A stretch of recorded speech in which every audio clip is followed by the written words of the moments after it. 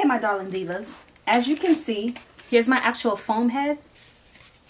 And here's my other mannequin head where I've actually put all my actual needles to basically start sewing in my wefting. Okay? Here's the actual weaving cap. And you can purchase it at your local beauty supply store. I paid $3.99. So let's begin.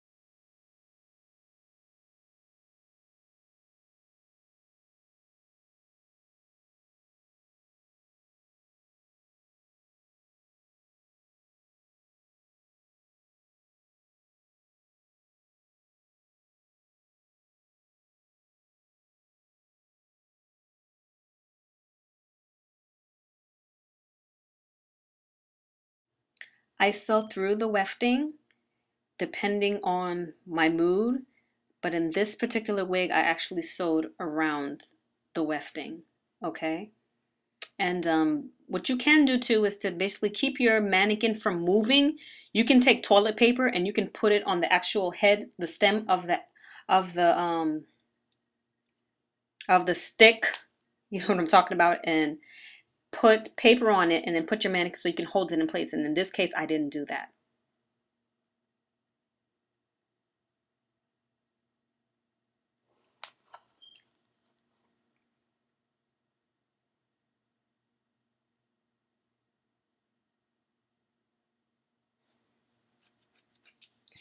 And try to, at least when you actually sewing your wefting, do it at least an inch apart.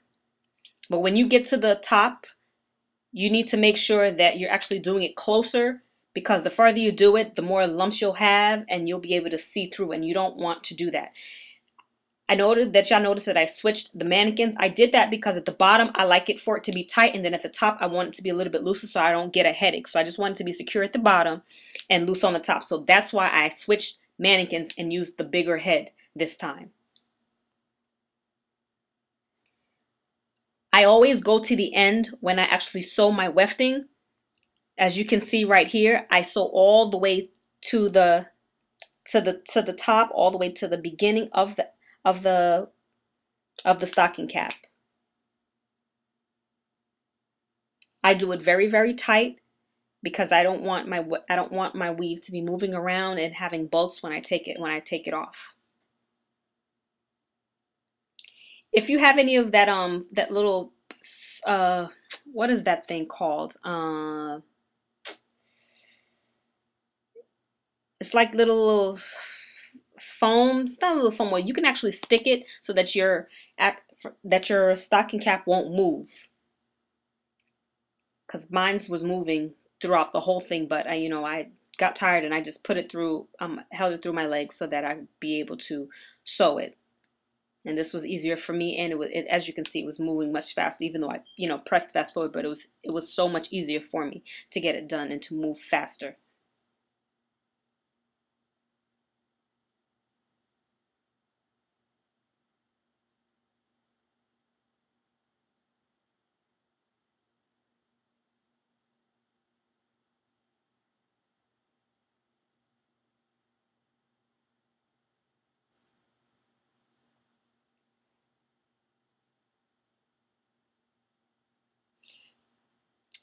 Some people don't cut their wefting, but for me, when it got to the top, I wanted to cut it because I didn't want it to overlap and and have a little lump or bulk at the top. I don't like that.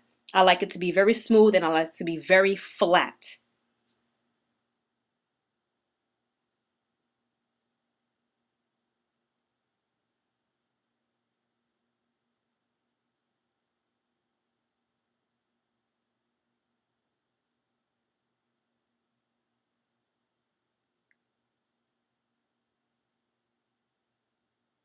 As you can see, as I got to the top, I've done it a little bit closer.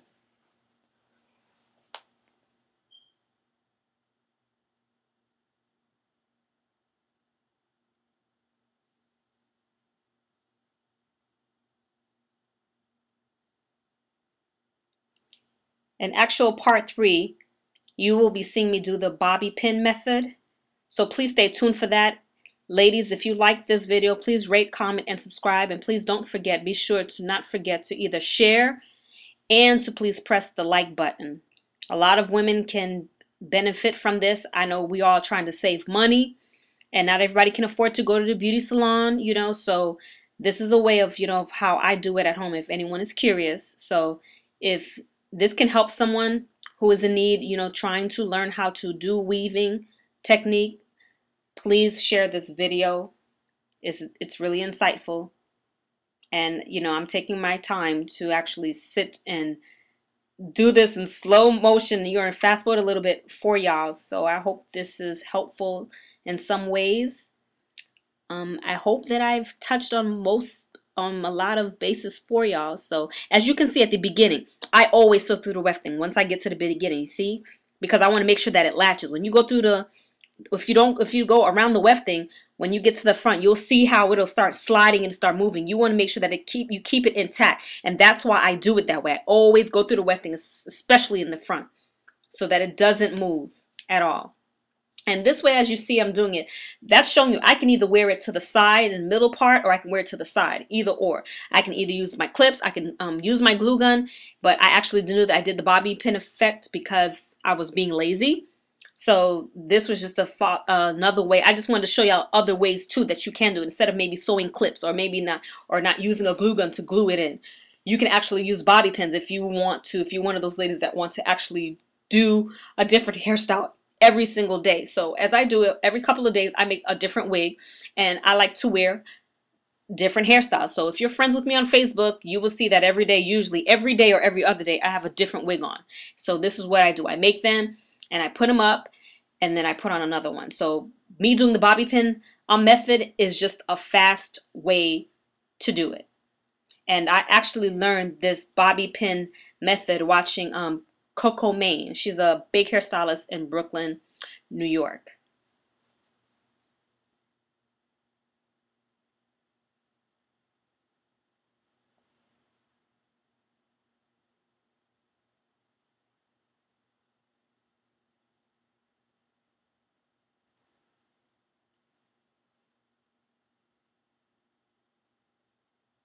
Make sure you go through the wefting when you get to the beginning. Make sure you go through that wefting so that you can secure it, ladies.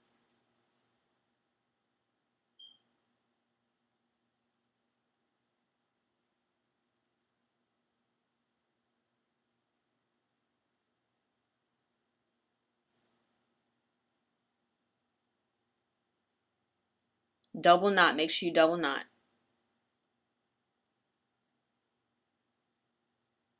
All done.